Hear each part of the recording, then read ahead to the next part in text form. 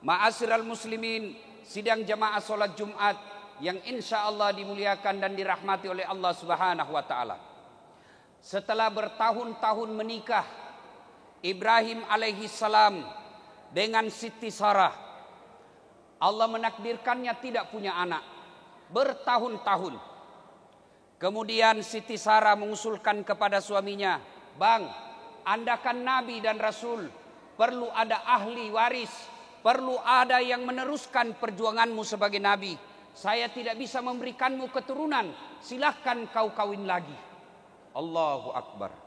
Perempuan seperti ini sudah tidak ada. Mak bene si kau memang, kau menikah lagi supaya kau punya anak. Ibrahim alaihissalam berkata, "Saya tidak mau.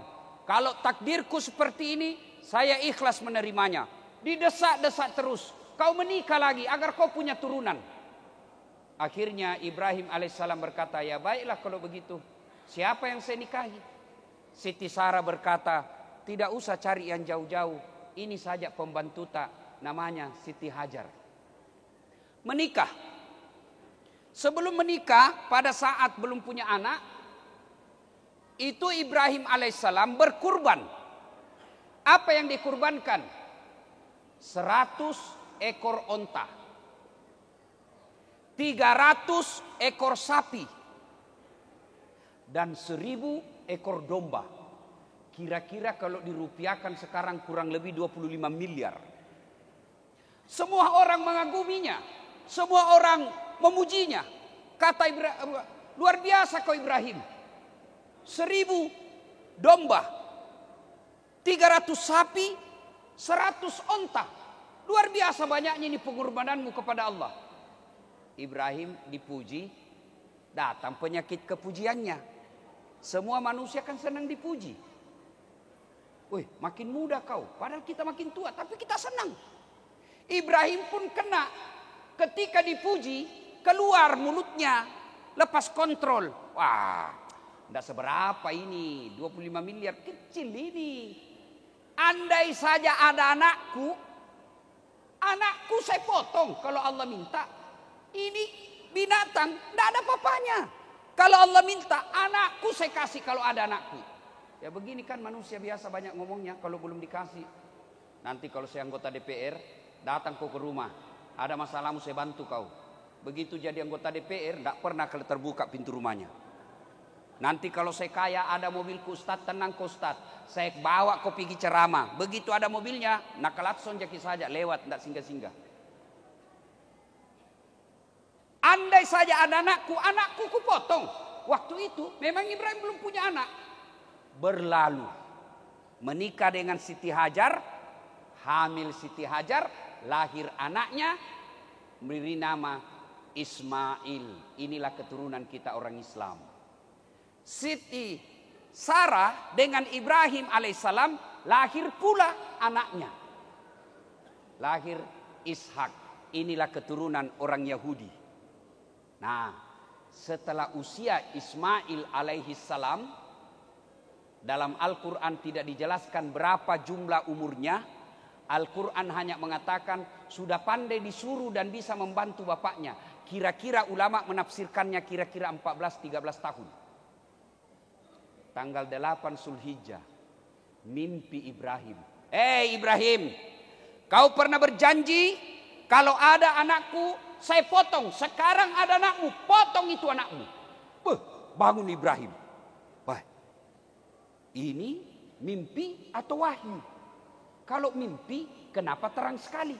Kalau wahyu, kenapa anak disuruh potong?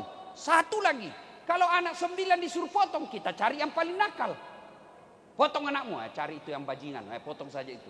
Ini satu dan lama ditunggu, disuruh potong. Ibrahim berpikir. Maka tanggal 8 Zulhijjah disebut hari Tarwiyah atau hari berpikir-pikir. 9 Zulhijjah malam mimpi lagi. Gere ya anakmu, pura komak janji. Kalau bahasa Bugisnya, potong itu anakmu, kau sudah janji. Bangun Ibrahim. Ini bukan mimpi, ini perintah Allah.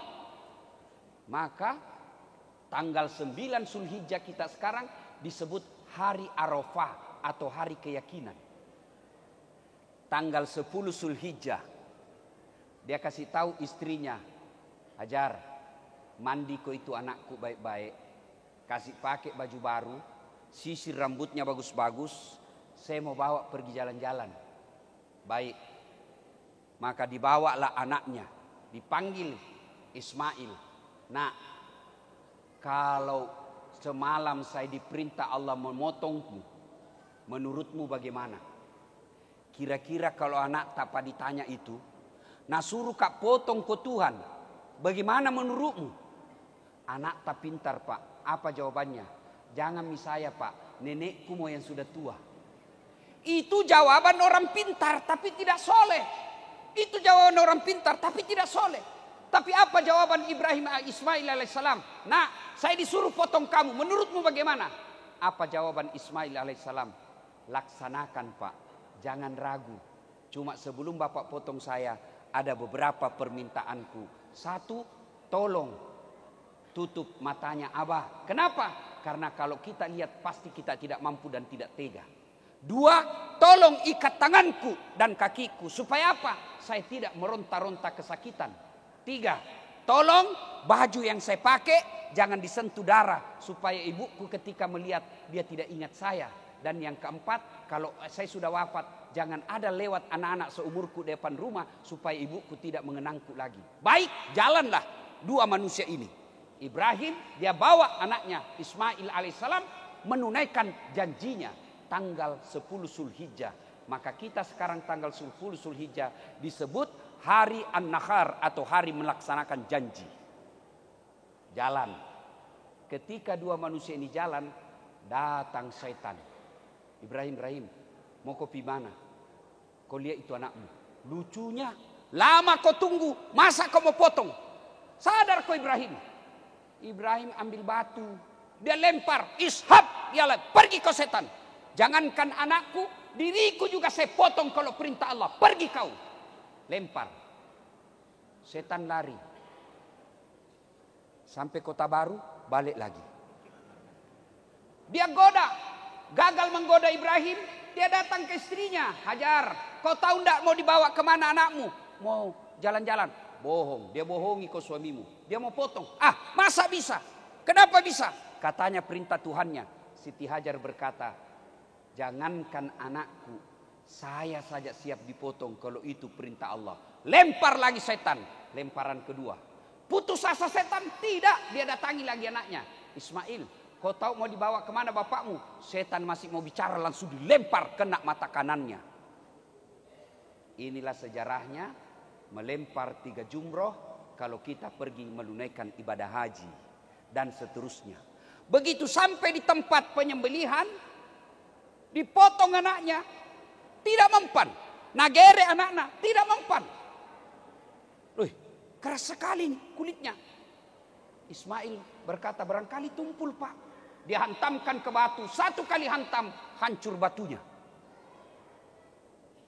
Lalu Ismail berkata, ulangi pak. Sebelum diulang, lepaskan ikatan tanganku, lepaskan ikatan kakiku. Kenapa? Kalau saya diikat, nanti Allah menilai saya tidak ikhlas dan tidak tulus. Lepaskan ikatanku. Dilepas. Begitu mau disembelih kedua kalinya, Allah di atas aras memanggil malaikat Jibril. Jibril, kau lihat itu hambaku. Kau lihat itu hambaku, perintahnya.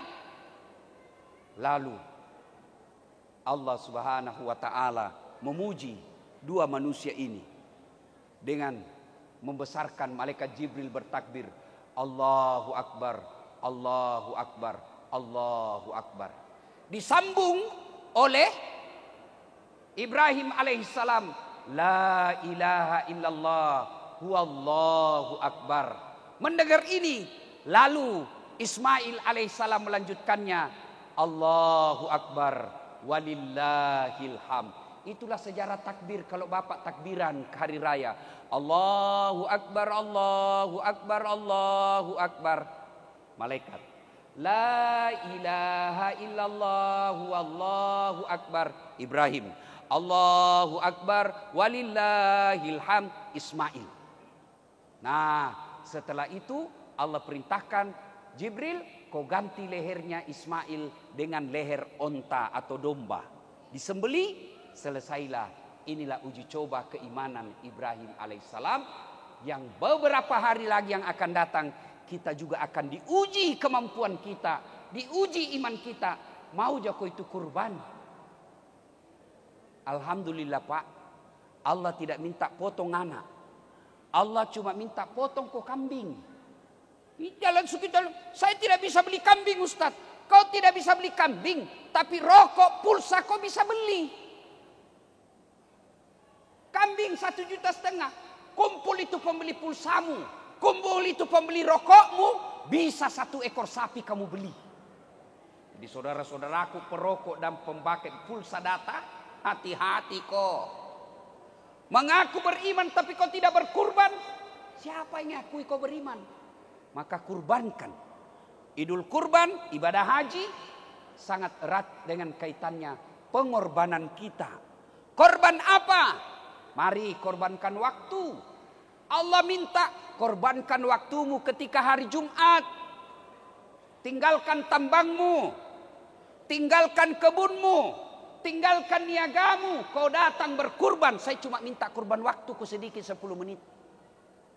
Kalian yang punya harta, kurbankan. Dan berkurbannya jangan cari sapi yang sakit. Syaratnya sehat, cukup umur, tidak cacat. Biasanya kita kan, sudahlah, daripada hilang saja potong nih. Itu tidak ikhlas. Mari saudaraku, sambut Idul Kurban. Sebelum waktu habis, sapi 1 ekor, mari. Bapak mampu patungan beli motor, mampu patungan beli mobil, mampu menyicil. Tapi kenapa kurban kita tidak mampu? Itu karena setan berhasil menggoda kita. Begitu bapak mau beli sapi, datang istri. Sok kaya kamu. Itu tadi Siti Hajar digodakan sama iblis. Suaminya mau berkurban, datang istrinya. Sok kaya. Apa kau mau beli sapi? Sudahlah, jangan kau beli sapi. Belikan itu motor anakmu, dia pakai kuliah. Setan. Orang tua berhasil menyelamatkan dirinya dari godaan setan. Anak lagi masuk. Apa Pak? Tidak usahlah beli sapi. Sudahlah, belikan saja saya ini laptop supaya saya bisa pakai. Itu semua godaan setan.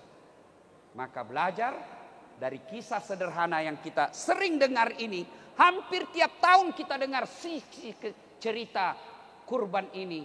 Tapi kenapa belum mampu kita berkurban? Tapi saudaraku, anggaplah memang kita tidak mampu.